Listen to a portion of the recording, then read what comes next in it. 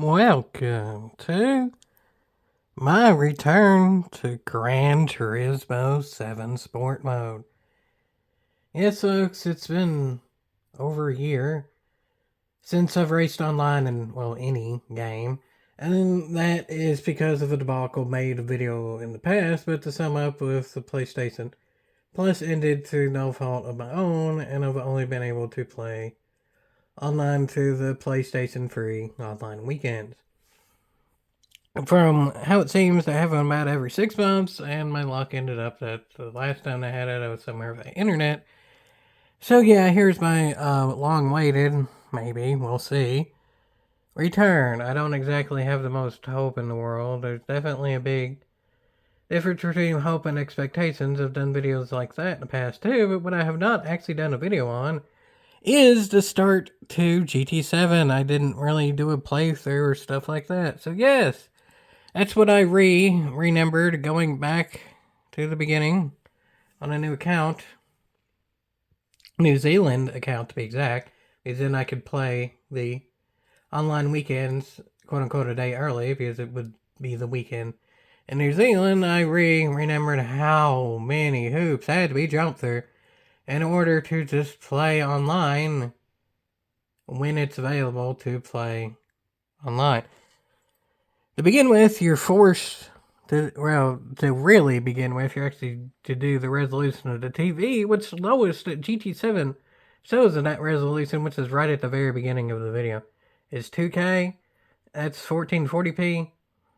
Yeah, this TV is 1080, so I don't know why it shows that. This TV is not 1440p. I do not have a 1440p TV. So, anyway, the point being is, yeah, so many cotton picking hoops to jump through. First, you have to do the music rally, and it's unskippable. You must at least finish the first race. Initially, when I played GT7, it was when it was still installing, so I didn't realize that was actually a thing. I thought that was just the music rally was the first thing available while the game was installing. No, you're required to actually do the music rally, and the music rally progresses you absolutely none in game. You get no credits for it, you get no cards for it. It's purely just there to force you to start out. And then, after you do that, the intro is unskippable. I restarted the game to try and skip the music rallies, didn't work. Restarted the game to try and skip the intro, didn't work. You're forced to do the first music rally, and you're forced to watch the intro the first time. Both of those combined already is at least 10 minutes, especially on PS4, giving the load times, before you can get into even being able to quote-unquote pick anything, and really what you end up picking is just one of 3 crappy cars, and then just do one series of races. Remember, like, the good old days in GT4 when you could pick a starter car and there was a whole heck of a heap of stuff available you could do? Yeah, I miss those days of 20 plus years ago. At this point, I'm really new. But I was actually able to benefit from this because when I started my new account, it was actually last Christmas, so they did bonuses for various things, like watching the Gran Turismo World Series and things like that. So as you saw there, I was able to start out with a 6-star roulette ticket, which got me absolutely nothing usable whatsoever. It quite literally got me something of a car that I don't have, and given that I already had it on a different account, I have no reason to have on this account because it was just being a duplicate car. All in all, in order to get to even race online when it's available to race online, there's at least 20 minutes of unskippable cutscenes. Not just racing, but unskippable cutscenes. Like what you saw there, quote unquote, unlocking the discovery section. What I showed there was literally right after, quote unquote, unlocking it, where you had to actually go over to the discovery section and press it. I saw that there's a way where you could just go to the top menu, like over on the top left of the screen, and do it there. So it was literally a pointless thing right there, and that was what I showed.